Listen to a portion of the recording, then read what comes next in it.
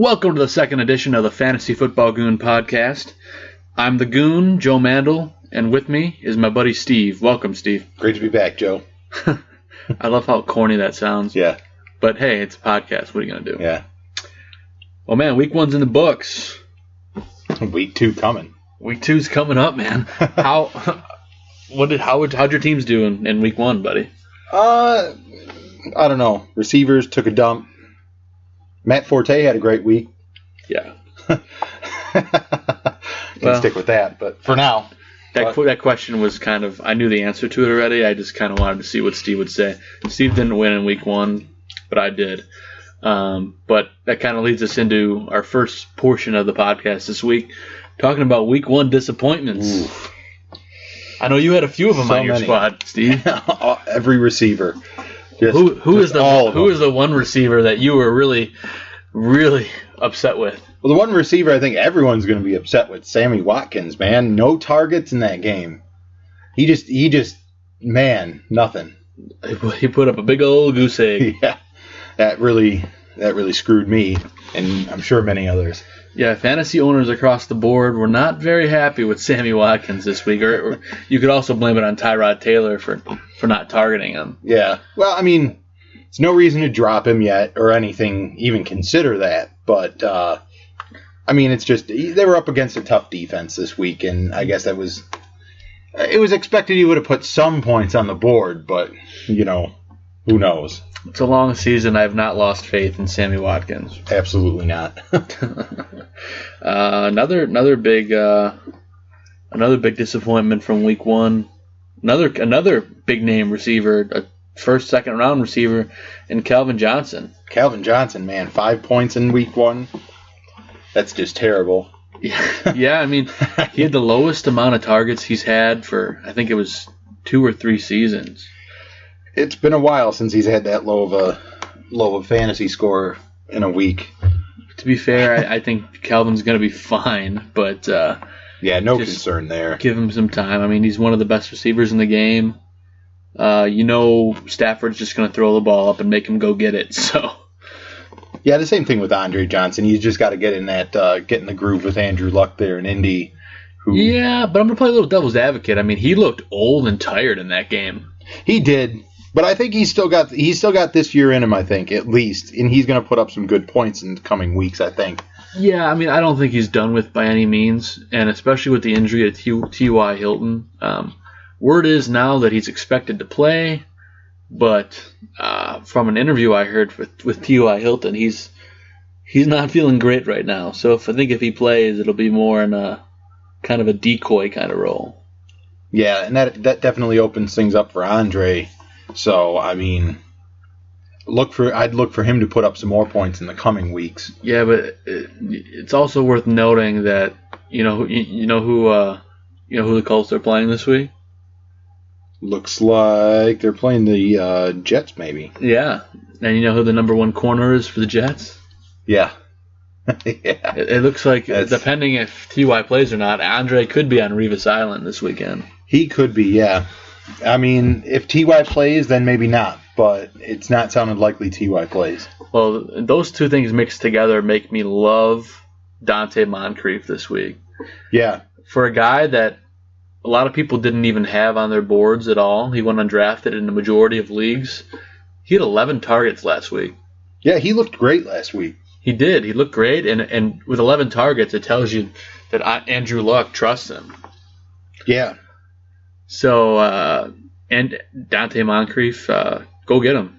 I'll talk about it a little bit later, but get him off the waiver wire because he could be a valuable piece, especially with Luck throwing in the ball.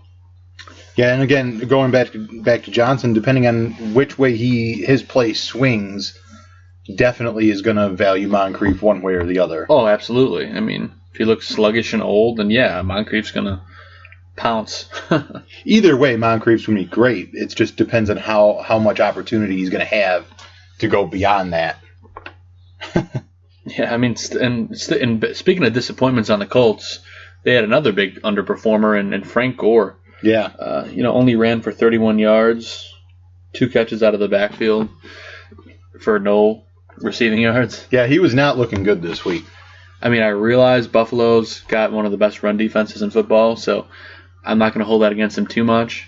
But a lot of people are pretty disappointed in Frank Gore. I know I started him on our league. Luckily, my team just went off everywhere else. Yeah, well, I mean, it's not the first year I've heard of people being disappointed in Frank Gore. So, I mean, while it could have been some of the Buffalo defense, I'm not going to hold my breath on Frank Gore too much this season. Yeah, I don't know. I like Frank Gore. I just think he didn't have the right matchup at all. So, oh man, I'm just scrolling through your matchup last week, seeing that your Sammy Watkins goose egg. Yeah, that really put a damper on things. That did you in. That did me in. Although I had a good run with Matt Forte and Jason Witten. Yeah, those guys helped you out. Yeah. Unfortunately, Jordan Matthews kind of did you in on Monday night. Yeah, he did. That was pretty bad. Too bad they couldn't give you. You can't get negative points for causing an interception to lose the game. Did you see that play? Yeah, I saw that. That was pretty. He's like, it could hit me in the hands. Oh, it bounces off. I'm going to tip it as high as possible so someone else can catch it. That was just a nasty play. Well, I'm sure he's going to remember that play throughout the year for motivation. Not just him. I'm sure a lot of people are going to motivate him with that play. Yeah. Remember that one time you did this? Yeah. Let's see. Other big disappointments in week one. I know people weren't expecting a whole lot from him, but Torrey Smith did like nothing for the 49ers. Yeah, I think while people didn't expect much, they expected him to actually do something.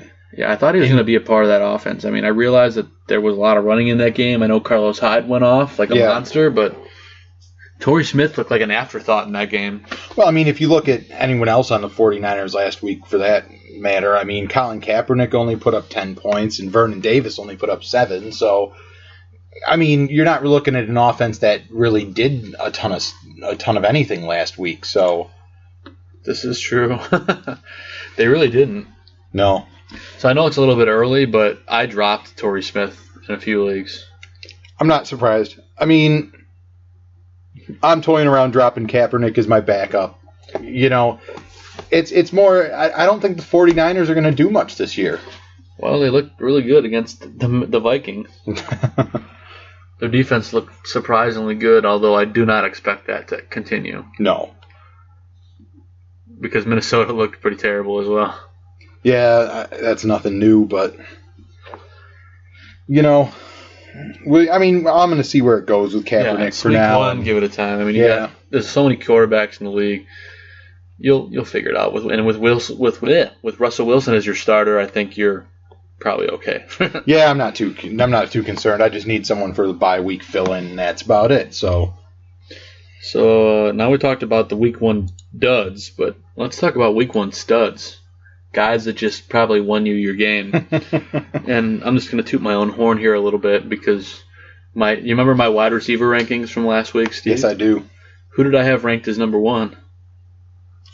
Oh, let's see who you had ranked as number one. For those of you who can't see, Steve just pulled out a sheet to look at my rankings from last week. I remember him a little bit. Oh, yeah, Julio. Yeah. I had Julio Jones ranked number one over everybody. And what did he do? Oh, he just destroyed the Philadelphia defense. That's week one, though. I don't know if I'd expect Julio to put up those points every single week. I think he's capable of doing it every week. I think he's capable, but I don't know that Matt Ryan's capable of throwing that every week. Well, the Eagles showed that even if they knew the ball was going to him, they couldn't cover the guy. That's a fair point. So I realized that that's the case, and I think Julio's going to have a monster season. So obviously he went off. You had a guy that went off on your team, Steve. Yeah, Matt Forte, man. Just ran all over the Packers. 32 points on the Packers. That was nice. Just ran all over them. I mean, and then you look through and then you realize he wasn't the only one who had a great week. You have Jason Witten, who I picked up pretty late. He was like 10th round for me. Yeah, that's a guy that's going to be valuable. With Des Bryant on the bench for now. Yeah. Then broken foot. He's definitely looking at some more time. Well, I mean, look where Romo went with the game on the line. Yeah, exactly. I mean, first off, there was a wide open Jason Witten on the goal line. So I think it's kind of hard to pass that up, but I think that ball was going to him regardless. Yeah. Well, it seems more and more a lot of quarterbacks are starting to adopt more toward that Tom Brady, Drew Brees, where they really love that tight end. Yeah. Especially, on plays like that, those goal line plays. So, no doubt about that. Yeah. Now, let's talk about a guy that a lot of people weren't too high on this year. I mean, I liked him a lot, but some people were kind of giving him some hate. But DeAndre Hopkins from the Houston Texans, man. Yeah, he looked really good this week. He went off. I'm considering they were down early to Kansas City. They were kind of getting their asses handed to them. And with 2 quarterback changes, you had you had Hoyer start the game, and then Mallett come in. And then Hopkins finishes with 9 catches for 98 yards and a 2-point conversion catch. Yeah. I think he's capable of putting that up about every week. Yeah, I mean, Andre's out of Houston. Yeah. They're saying that Arian Foster's healthy. They said he is out this week, but they expect him back as early as week 3, so way ahead of schedule. So for those of you who drafted him, got a bargain there because I think he's going to be good once he comes back. But things should open up for Hopkins, and I expect him to continue this. Is he going to put up 32 points every week? Most likely not, but no, he's going to be a solid guy for you. That for where you got him, he's going to be a great value with a potential to be top 15, maybe with some good luck top 10. Yeah, I mean he's definitely going to put yards up every week. If you looked at Houston, the Houston Air game there, they don't really have much other than him. Yeah, I mean, let's see. Nate Washington. Yeah. Cecil Shorts. And then, God, who's their tight end? Do you even know? Garrett Graham, maybe? It might be. I think it's Garrett Graham, who I've actually owned in fantasy before, which is kind of sad. That is, yeah. It's pretty sad.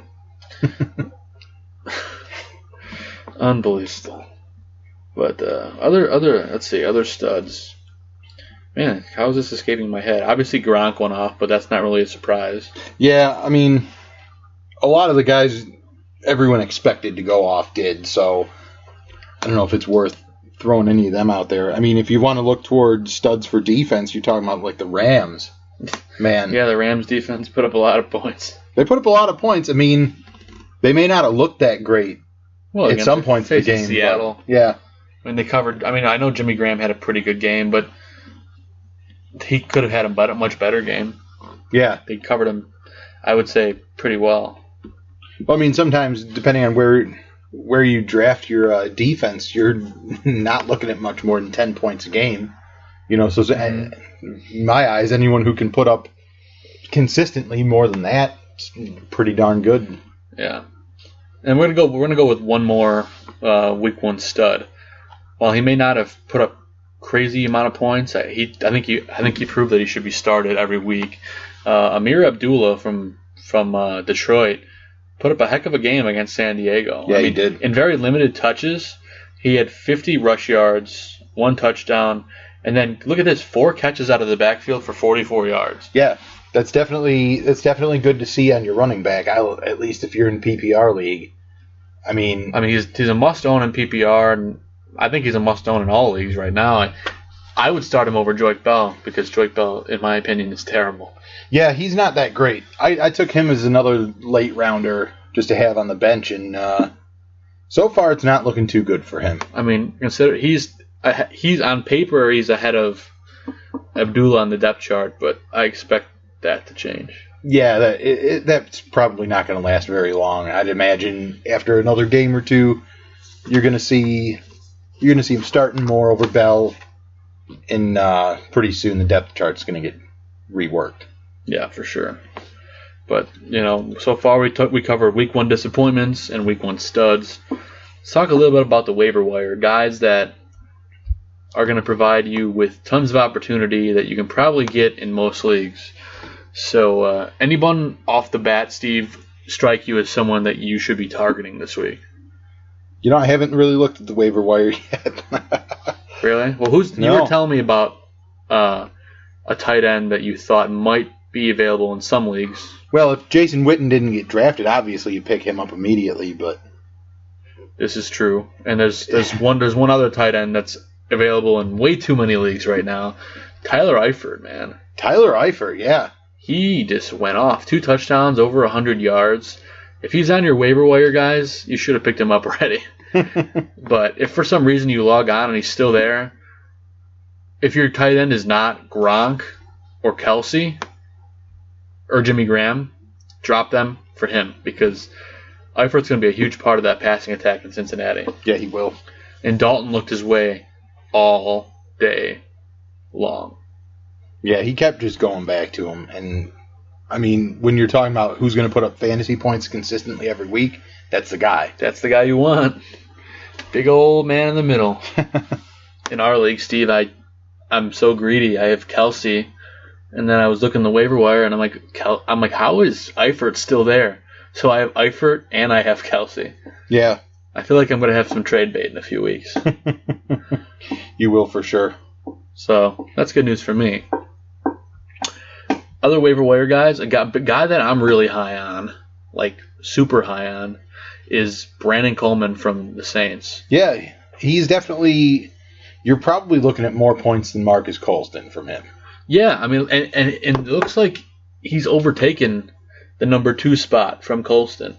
Yeah. I mean, I know Colston had as many targets last week, but Colston didn't make the grabs. No. Coleman did. Yeah. Colston also isn't making the yards either. So right. Well, Colston's not. I guess I shouldn't say this. I'm not totally familiar with his height, but Coleman is 6'6". Yeah. Big red zone threat. Breeze trusts him. The targets are there. I'm looking for big things from Brandon Coleman this year, guys. Well, look at the last guy on New Orleans who was that tall, Jimmy Graham. I mean, well, yeah, and look at how good he did. Yeah, I remember that his breakout season. He just kind of popped out of nowhere. So I'm expecting a very similar situation from Brandon Coleman this year. Yeah, obviously Brandon Cooks is the number 1 guy. He's going to be a stud, but Coleman, look out. Yeah. I mean, Drew Brees definitely likes the taller guys to just throw it up so they can go get it. Yeah. You're right. We were also talking about that Seattle-St. Louis game, and a big name that comes to mind is Tyler Lockett. Yeah. He ran that kick return back. He looked about as fast as anybody I've ever seen in football. Yeah. I mean, he covered that ground unbelievably. And then I believe he had 4 catches for... I don't know, around 60-something yards, and I expect him to be a big part of that offense, and I think if you can pick him up and drop a low-risk guy for him, I would do it, because I think they get Green Bay this weekend, and I expect Tyler Lockett to have a big game. Yeah, I would definitely expect that out of him. I mean, you're looking at a Green Bay defense that's mediocre in I mean, someone who can put up points like that against Seattle is definitely able to put up more against Green Bay. What do you mean? You mean against St. Louis? But well, yeah, okay, yeah. No, we know what you mean, Steve. But if he's out there, pick him up, because I think since he's got Green Bay this weekend, I think next week the top waiver wire priority is going to be Lockett. I think he's going to be the most sought after guy. So if you can get him before everybody else in your league, pick him up. I have him in most of my leagues, and I won't be shy to admit it. I dropped Percy Harvin for him in 1 league. That's a bold move, but I think it'll pay off for you. I think they're the same guy. No, I'm saying like athleticism-wise, I think Lockett's faster, but they have the same role in their offenses, and I think Lockett's got more upside. Yeah, I think... Because he's younger and he doesn't have hip problems. Yeah, and you definitely have a lot less to lose taking Lockett, because if Percy Harvin gets injured, he's probably out for the season. Well, he's already dealing with a hip issue, so it's like... I mean, he's any injury he's done for the season. I mean, you figure he had a big week 1, so he's like, the rest of the year he'll put up no points. Or it'll be every other week, so you'll start him the week after he does good. Yeah. And then he'll put up nothing. And then the week afterward, you have him on your bench, and he'll put up 800 points. Happens to me every year. Every season. Somebody does that. The Percy Harvin factor. Yeah. I know we talked about it a little bit earlier, but Donte Moncrief from the Colts should be a big priority. Definitely. Big part of that passing attack. We love Andrew Luck over here, so I guess it's not a surprise to anybody. Yeah, I mean, Andrew Luck's just really a solid quarterback. I mean, he looked great last week, and I'd anticipate him looking good in the future here.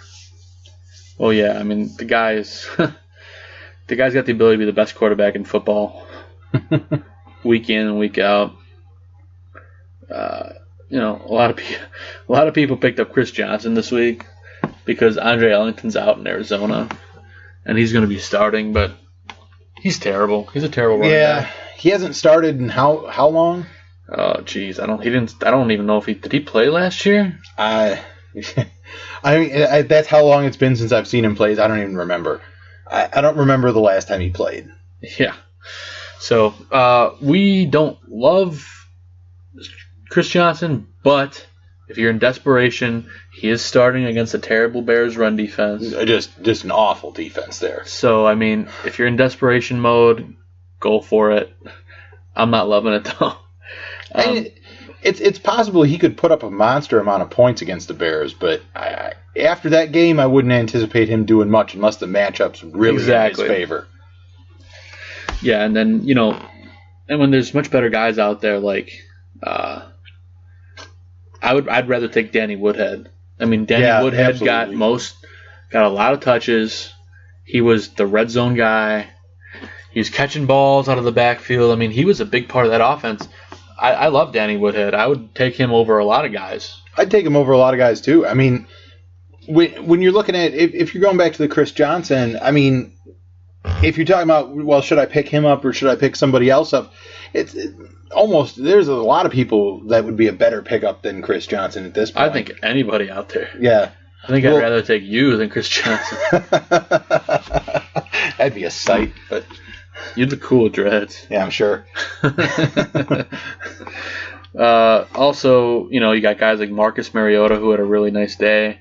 Rookie quarterback. I know it's only 1 week's worth of work, but if they're going to throw the ball like they did on Sunday, the rest of the season, you got a guy that could be very valuable off your bench, or in 12-team leagues, he could definitely be a starter. Yeah. I mean, him and Kendall Wright looked like a match made in heaven on Sunday. Yeah, they did. So I'm hoping that continues because I have Wright in 2 out of my 3 leagues. To get a number 1 receiver that late in the draft, I think Wright was a big steal this year. He definitely was. Let's see. Other people that are on the wire. James Jones from Green Bay. James Jones looked good. A guy that got cut, and then Green Bay just signs him, and just 2 touchdowns. Yeah, I mean, I think he came out of nowhere and surprised everyone. I don't know if I'd go as far as calling him a stud yet, but no, I'd call him a guy you'd take off the waiver wire and plug on your bench because you could fill him in on bye weeks. And I mean, you also consider they were playing the Bears, so yeah, terrible defense in general. Yeah, I would argue almost one of the worst defenses in football at this point. And people hate on me for this. I know we're in Chicago, but I think they played probably their best defensive game of the year, week 1 against the Packers, and I think it's just all downhill. Yeah, I don't have high hopes for that team this year in general, except for Matt Forte and maybe Alshon Jeffrey. Yeah. Well, this is a wonderful segue into my start of the week. Yeah. Carson Palmer going against the Bears on Sunday. Absolutely. Just demolish. I think he's going to demolish the Bears. I think he's going to go over 300 yards, and I'm going to go on a limb and say 4 passing touchdowns. Yeah, I mean, I'd say you're looking at probably 2 at least. I mean, he's going to be a great start, and you're looking at him in a matchup where he's against a defense that's just terrible. And there's no way to sugarcoat it or beat around the bush. Yeah. They're terrible. And he's got 3 stud receivers. I mean, you got Larry Fitzgerald, John Brown, who is just emerging as a superstar. Yeah, he's killing it right now. He's killing it. And then you have Michael Floyd, who dislocated his fingers in the preseason. Yeah. Got it stitched up, and then he played week 1, and he made some catches. People were like, oh, he didn't have that many catches. It's like, his bones were like out of his hand a few weeks ago, and it's sewed up, and he went out and he played football week 1. Yeah. I mean, what do you want from the guy? What do you want from him? I mean, the guy played, and he's a stud. But obviously the receivers I would start in that game, obviously John Brown. Yeah. I wouldn't start Michael Floyd just yet because of his finger problem. Well, it's very possible he ends up out with that as an injury.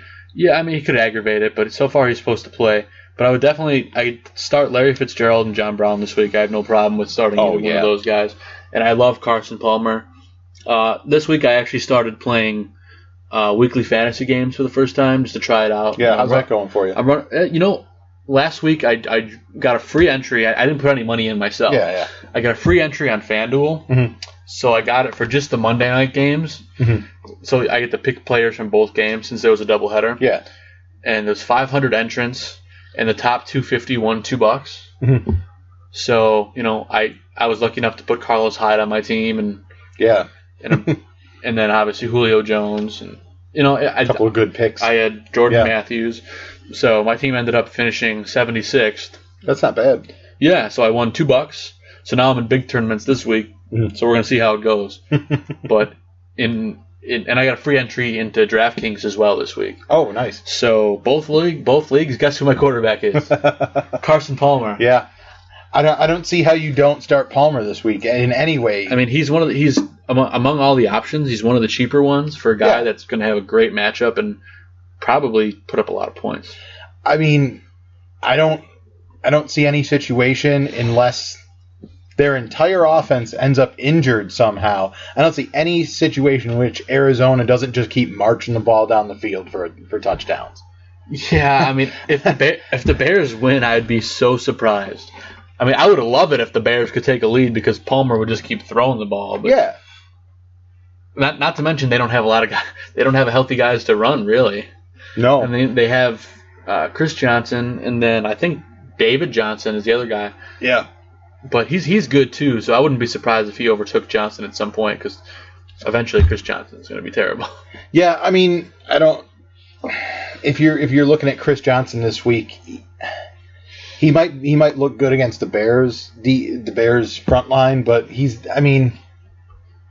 odds are he's going to get some of the longer carries, and they're going to put the other Johnson in. For most of the more critical situations, probably the other better younger Johnson. Yeah. So obviously we like Carson Palmer and most of the Cardinals this week. One more start of the week. I know he's a guy that a lot of people are starting anyway, but I really like Mark Ingram against the Buccaneers. Yeah. I mean, you're looking at him to probably run all over that team. I expect him to. I also CJ Spiller still is not announced if he's playing or not this week. Yeah. He didn't play last week, and Ingram did most of his damage as a receiver. Yeah. So I can't believe how many balls he caught last week. There were so many. They were just coming his way all the time, though. I'm just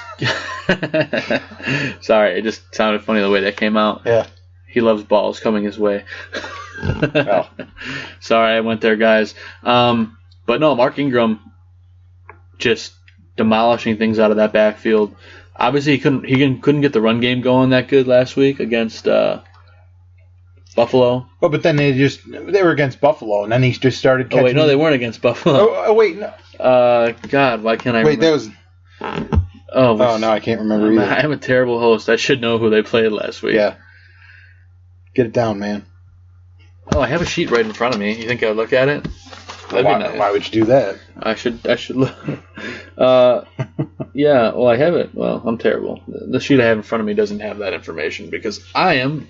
apparently terrible. Played Arizona last week. That was another good defense. I don't know how I got it confused with Buffalo. Yeah. But that would make sense. Well, good defense. Good defense, couldn't run the ball. So, yeah, we're going to pass the ball out of the backfield to Mark Ingram. Yeah. Long story short, Mark Ingram explodes against the Bears. Now it's the Bears. Who the heck are they playing this week? Tampa Bay. New Orleans is playing Tampa Bay. The former Bears coach, Lovie Smith. Yeah. But they are probably the worst defense in the league in Tampa Bay. Probably the worst, yeah. They might edge out the Bears there. I expect Drew Brees to be the number one scoring quarterback this week. He'll be up there. That's why I like Coleman so much this week. Yeah. But, we didn't get as many Twitter questions this week, guys, so please feel free to reach out anytime at FFB Goon. And then, check out our website, fantasyfootballgoon.com, and ask us any questions. We answer all tweets and all questions all season long. Subscribe to our channel and come back next week for more Fantasy Football Goon podcast. As always, thank you guys for listening. I'm the Goon, Joe Mandel, and this is my buddy Steve Nobilski. We'll see you guys soon. Take care.